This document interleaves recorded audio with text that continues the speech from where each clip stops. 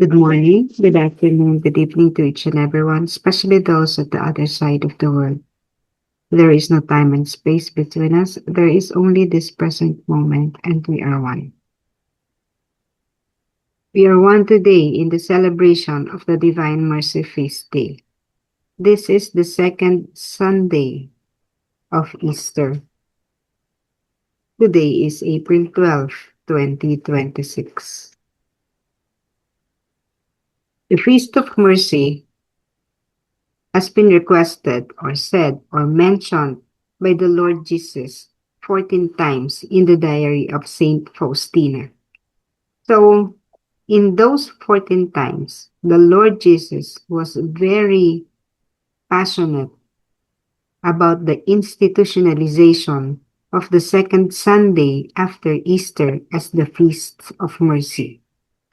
And for a long time, it was not it was not so. The church hierarchy did not approve the devotion to the Divine Mercy. And though the first celebration of the feast day was held during the time of Faustina in Vilnius, where the Sixth World Apostolic Congress on Mercy shall take place this June. That is the place where the image was displayed for the first time also, and the Feast of Mercy was also celebrated.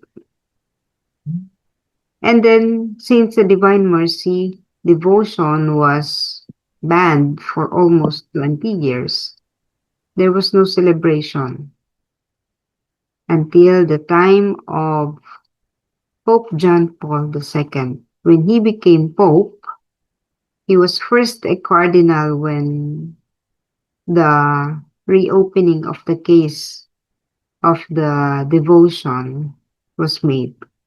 And the ban was lifted also after 20 years of being banned. And then the prophecy, the prophecy came true.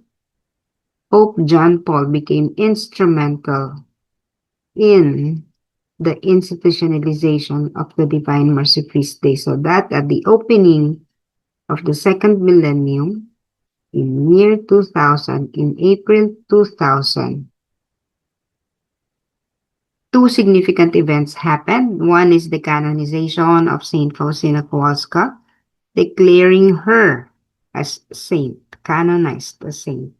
And the second is the declaration of the second Sunday after Easter as Divine Mercy Sunday.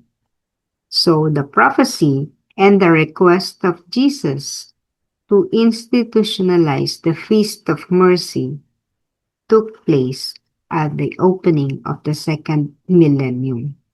No?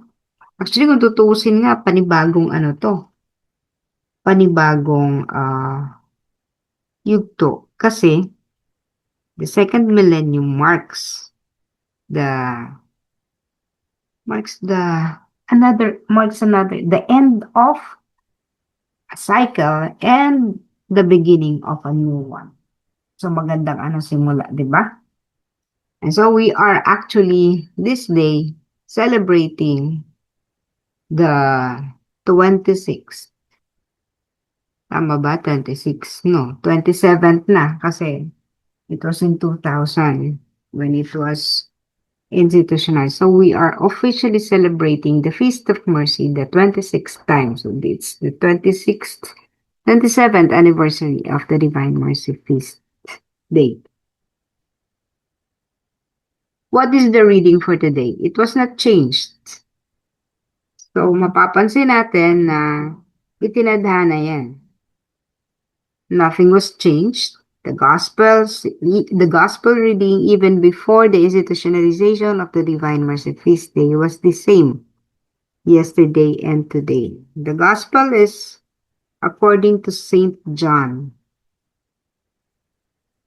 On the evening of that first day of the week, when the doors were locked, where the disciples were, for fear of the Jews, Jesus came and stood in their midst and said to them, "Peace be with you."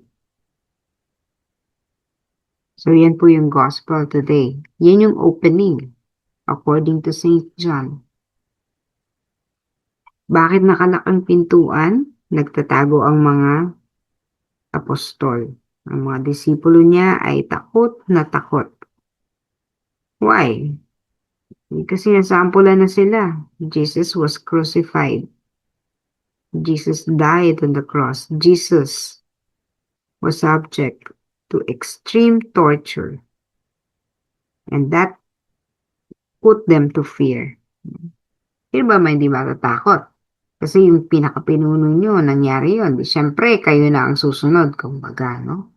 So they were locked at the second or the upper room, and Jesus appeared to them. At sinabi, "Peace be with you." Bakit peace be with you? Kasi nga, alala sila, no? At tubili sila. Takot na takot sila. So, para pakalmahin sila, sabi ni Jesus, "Peace be with you."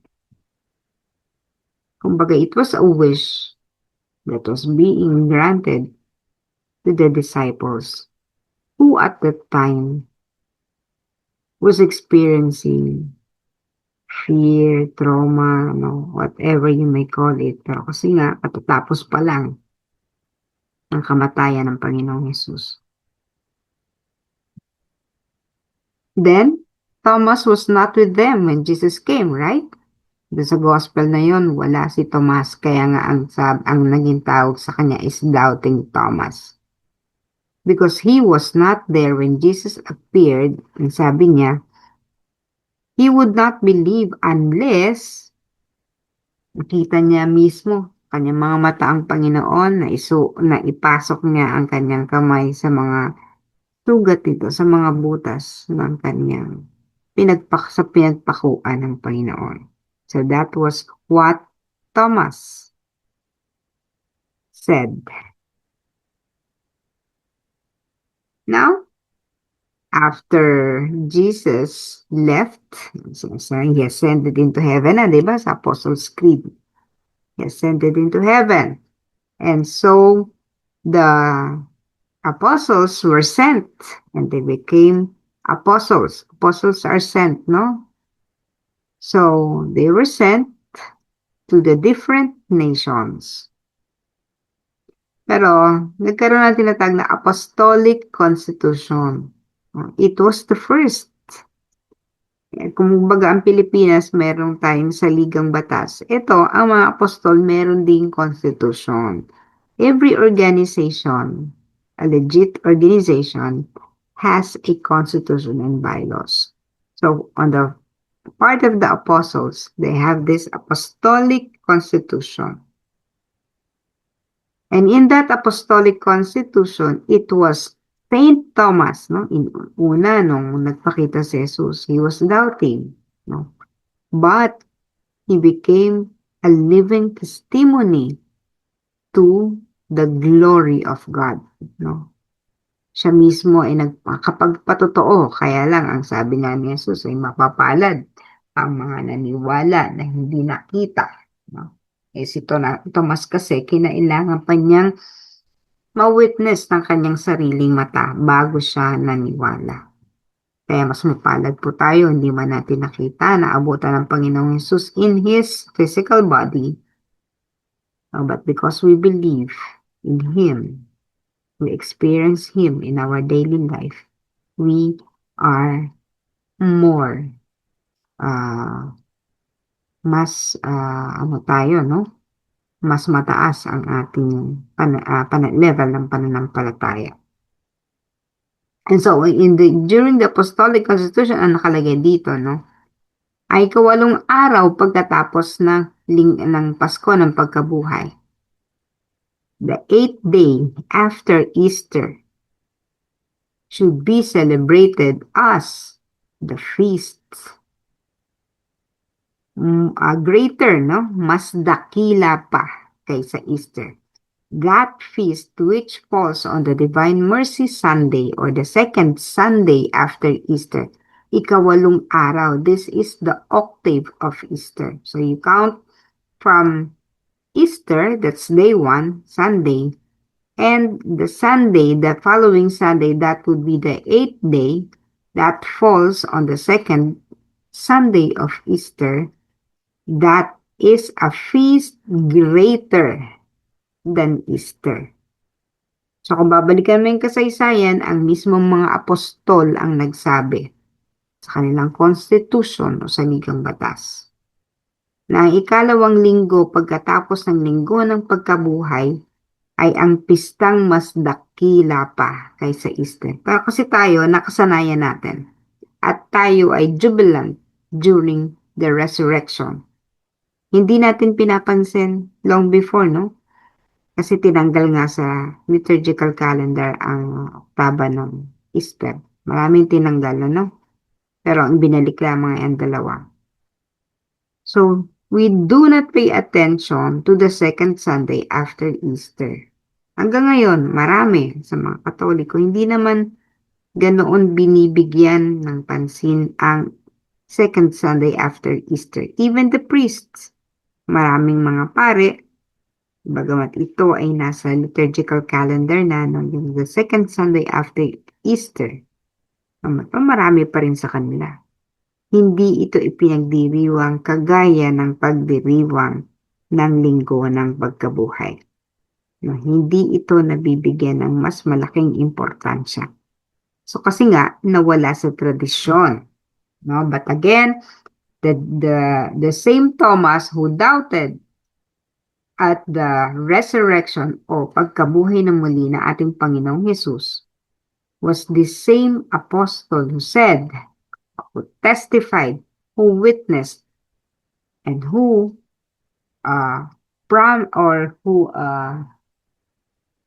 hindi yan promise, pero siya yung nagdeklara that the second Sunday after Easter is a feast greater than Easter. That was St. Thomas. Bakit? Bakit? Mas dakila. Why is the second Sunday greater than the first Sunday? No? Or why is the second Sunday after Easter greater than the Easter itself? There are two kinds of perfection. The first perfection is the completion. Nabuo na ang lahat ng bahagi nito. Okay. So, halimbawa, perfection nga di ba? Bawa, nag-create ka ng Lego set. No? If you are familiar with Lego, okay, kung gawa ka, gawa. Kapag yung ideya mo, nagawa mo na, naput mo na pagtagpi-tagpi mo na ang lahat ng component parts, yun yung first perfection. Or if you are creating a car, for instance, for the first time nang inimbento ang sasakyan, the automobile, maraming parts yan. So, nung nilikha ang sasakyan, maraming parts, may tornilyo, may electrical, lahat ng components.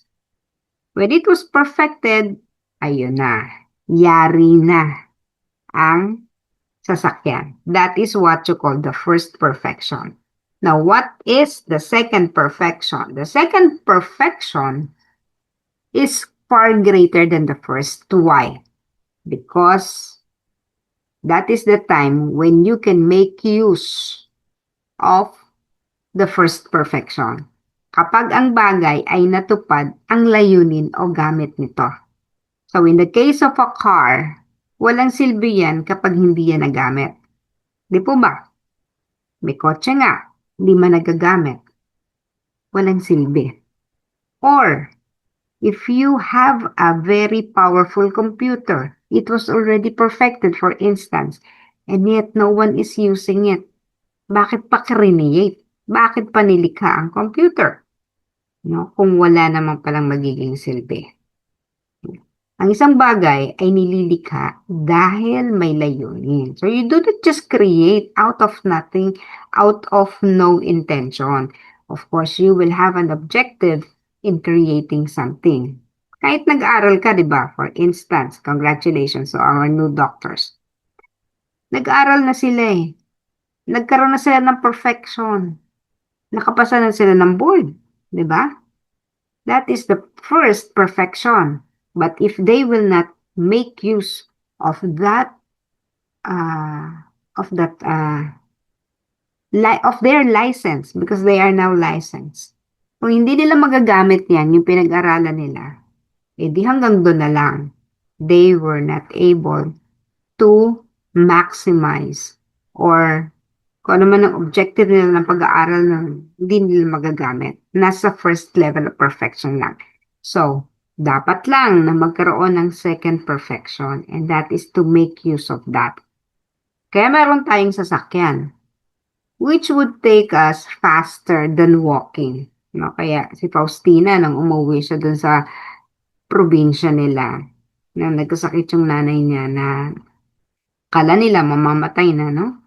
Pabilis. Nakapunta siya, nakauwi siya sa lugar kung saan siya nandun ang pamilya niya. Bilis. May automobile na kasi yung kongregasyon nila. No? May automobile na sila. Kaya, nung nagpunta siya doon, nagamit yung sasakyan. Second, perfection. That they were able to make use of that creation. Alright. So, nagbe-benefit na doon sa creation. So, parang ganito, the first perfection, ito yung Easter. Ang Easter ay parang unang perfection dahil dito nagtagumpay si Jesus laban sa kamatayan at nagsimula ang bagong paglikha ng biyaya. Di ba? Wala namang kwenta, no? Kung namatay si Jesus, nagpakasakit siya, namatay, at muling nabuhay. Kung magiging hanggang doon lang, kung magtatapos lang doon, walang kwenta. Diba? Kasi, unang-una, mga kapatid, nung pinagtagumpayan ni Jesus, sabihin na natin na yun ay sa salvation ng buong mundo. Look at the world today. Diba tapos naman na ang pagpapakasakit ni Jesus? But what is happening in the world today? There's war, there's conflict, there's suffering, there's difficulty. Ang daming mga driver hindi makabiyahe. Ang anak ko, for instance, dati, pag pumapasok, madaling araw, sunod-sunod ang bus. Minsan, karamihan napakaluwag. Kasi sunod-sunod lumalabas pa lang sila malapit kami sa origin. Pero ngayon, pagdadaan sa bus stop, punuan na, nakatayo na. She had to stand hanggang makarating sa place of work. So, ganun, may sufferings pa rin. Ang crimes nagaganap pa rin. Nangyayari pa rin ang pang-aabuso. Name it, poverty, crimes, lahat. Nangyayari pa rin. Kung tutuusin, nailigtas na ang sanlibutan. We have been saved. Pero magtataka ka, bakit ganun pa rin? Sapagkat, kailangan kasi natin, individual kailangan natin tanggapin ang pagliligtas na yan ng Panginoon. Kasi ibinigay yan sa atin. Dahil yan ay ibinigay, there has to be a process called acceptance, pagtanggap. Kasi pwedeng nagbigay ka ng isang bagay sa isang tao, pero tinanggihan, walang saysay. Tinanggihan diba? Regalo, binigyan ka regalo, tinanggihan mo. Ay, okay na ako, hindi ko yan kailangan. Tinanggihan. Sayang, diba? So, though Jesus, the Easter or the resurrection or the rising of Jesus took place, has perfected His mission here on earth, hindi dapat yun magtapos doon. New creation of graces, bagong paglikha ng biyaya, no, ay nagsimula, it started after the resurrection of Jesus, after His first perfection. What is the second perfection? The second perfection is the second Sunday of Easter. That is the octave of Easter. Tatandaan niyo lagi ang octave o oktaba. When you count the days from day 1, Easter, hanggang day 8, which is the second Sunday, that is the Feast of the Divine Mercy. That is the second perfection. That is the time when we can make use of the promise. That we can make use of the objective. No, yung masasamantala mo na, makakain mo na, matitikman mo na ang masarap na bunga ng pagpapagal. The sacrifice made by Jesus sa second Sunday pa lang natin matitikman. Diba? Diyan pa lang natin pwede itong maunawaan, maintindihan, at ma-level up. Mas mataas ang perfection na ito. Dahil dito, take note, ibinubuhos ng Diyos ang kanyang awa sa sangkatauhan. Ano ang sabi? On the Feast of the Divine Mercy, all floodgates will be open. Lahat ng daluyan. Imagine a dam, D-A-M, no? Yung bukasan, may mga ano yan eh. May mga floodgates yan eh. Pag binuksan at nagpakawala ng tubig sa dam, bumubulusok yan. Bumabaha. Di ba nga po, no? Nung binuksan ang floodgates ng Ondoy, bumaha, di ba? Kasi nga, bumubulusok ang tubig. Doon ikinumpara ang second Sunday or the Feast of the Divine Mercy. Bukas ang lahat ng talangkahan ng awa. Ang lahat ng talangkahan ng langit para ibuhos ang awa. Di ba, ang awa binuhos na nung nag-alay ng buhay si Jesus, kaso mo nga, no? Yun ay perfection pa lang sa una, the first perfection ng ating Panginoong Jesus. That is when the door has been opened, nabuksan ang pinto ng libingan. The libingan symbolizes darkness. Nung binuksan ang pintuan, nagkaroon ng liwanag. Di ba? Nagkaroon ng liwanag, madilim ang madilim ang libingan. At sa pagkakaroon ng liwanag, ano ang mapapala? No, nagpakita nga siya naglakbay muli ang Panginoon. Nagpakita siya, appeared to disciples, sa mga tagasunod niya, sa mga followers niya. Nagpakita siya. Pero ang dami pa rin niyang ginawa. Hindi pa rin siya nagtapos sa pagsabuhay. Okay, so today the floodgates are open. Ang floodgate, tarangkahan ng awa sa sangkatauhan ay bukas. Anong ibig sabihin noon? Pag humingi tayo ng awa ngayon. Today, pag humingi tayo ng awa ngayon, dahil bumubulusok ang awa. No request, petition, or prayers will never get to nothing. Lahat, anuman ang ating hilingin, whatever we ask for, definitely will come true. Kasi nga bumubuhos ang awa ang grasya ng Panginoon. And specifically, ano ang awa na ibinibigay on the second Sunday after Easter? Okay. Bago yan pala. Dapat pala ito, no? Unahin natin to. Dahil hihingi ang sanlibutan ng kapatawaran sa lahat kasalanan. Do you think an ordinary forgiveness is enough? Hindi. No? Kasi nga, sino man daw ang humingi ng kapatawaran, patatawarin. So if the whole world will be asking for forgiveness, imagine, paano yan patatawarin? Paano lilinisin ang kasalanan na yan? Kaya kailangan lahat ng floodgates buksan para sigurado maging malinis, mapatawad lahat ng ating kasalanan. Imagine the war crimes committed against humanity. Tingnan nyo, no? Nakapangingilabot. When the US and Israel struck Iran, that was during the Lenten season, season ng Kwaresma. At bago ang kapistahan ng banal na awa, nagkaroon ng ceasefire. Imagine the timing. Look at the timing. Ano yun sila dyan? Ni Trump? Hindi. Hindi sila di ano. But, mayroon talagang, mayroon talagang purpose. So imagine, how can God forgive all the sins that have been committed? 3,000 mahigit, no, lives lost because of that war.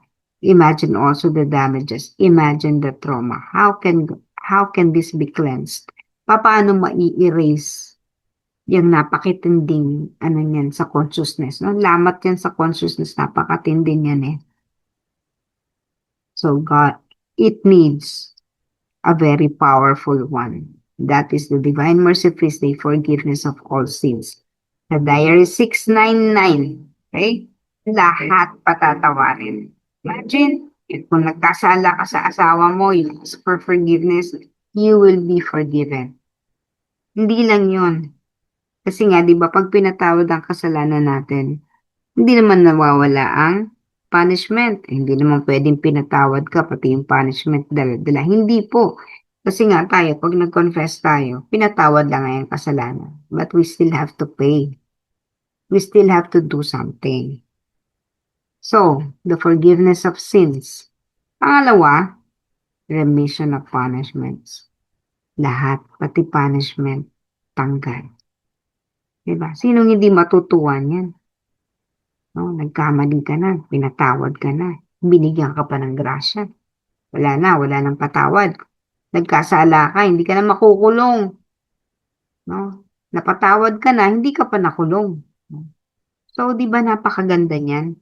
Pero merong itong requirements. Ang requirements ay una, you need to confess. Hindi ka naman pwedeng patawarin, hindi ka naman nanghihingi ng tawad. So, confession is very important. Kapatid, if you had done your confession during the Holy Week or doon sa Kwaresma, sa panahon ng Kwaresma, medyo kasi matagal na yon. From that day, when you did your confession hanggang sa feast day today, marami ka nang naging kasalanan nila. Ako nga, for instance, nung umpisal ako noong bago mag Holy Week, kasi lahat naman ng parokya, di ba? Pero nung panahon nga nung Holy Week, may mga kasalanan. Nung mismong Holy Week marami akong nakumit na kasalanan. O, paano yun? Di marumi pa rin ako pagdating ng feast day. And so, what we need to do is to really confess. Hindi pwedeng sabihin na, nakapag-confess na ng ano. Kaya lang po, mahirap yung maging free from sin, even venial. No, mahirap. Kaya, hindi mo masusustain yun even the 20-day grace period before and after doing the confession, hindi mo naman yan mapapanatili. So, you need to confess again. Okay. Problema natin, di tayo makapag-confess. Like yesterday, there was no confession at the Divine Mercy Celebration Diocesan Feast Day na dati meron, no? So, marami nagtanong, bakit walang confession? Wala tayong magagawa, walang confession. So, what do you need to do? Ay gumawa ka ng paraan para makapag-confess ka. Kung hindi talaga available ang pare, balikan natin yung feast day. The pandemic, no? Nung panahon ng pandemya, wala namang confession din.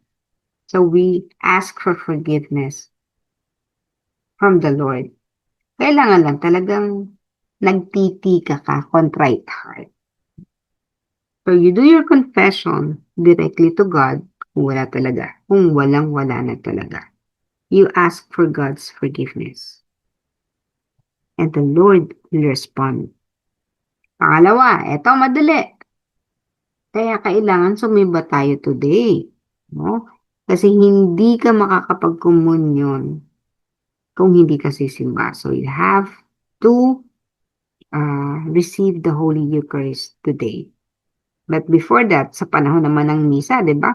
Meron naman niyang paglilinis. I confess to you, my brothers and sisters, that I have greatly sinned in my thoughts and my... Yun, di ba? So, during that part, yun na yung confession mo kung wala ka talagang confession, hindi available ang priest. So, maximize that first part of the Mass. Do your confession. Yun talagang, ano ka, may remorse ka talaga at nagsisisi ka talaga. So, malinis ka na before you receive the body of Christ at the communion. So, dalawang C ang requirements para you take advantage of the promise of the Divine Mercy Feast Day. And that is one, confession. Two is communion. Ang dali, di po ba? Napakadali.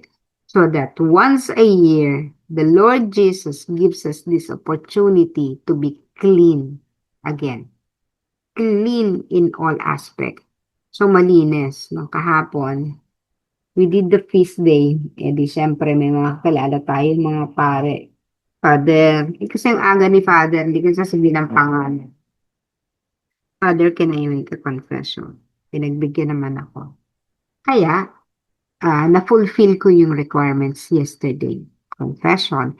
And then I did the communion. Okay, so that is the only requirements. Kasi yung plenary indulgence na binibigay sa atin, like ngayon may plenary indulgence sa kung pupunta kayo sa lahat ng simbahan dedicated to Saint Francis of Assisi. That plenary indulgence is a lot of conditions, no? Kasama lang yan. Kasama itong confession and communion. Pero marami pang ibang requirements yon.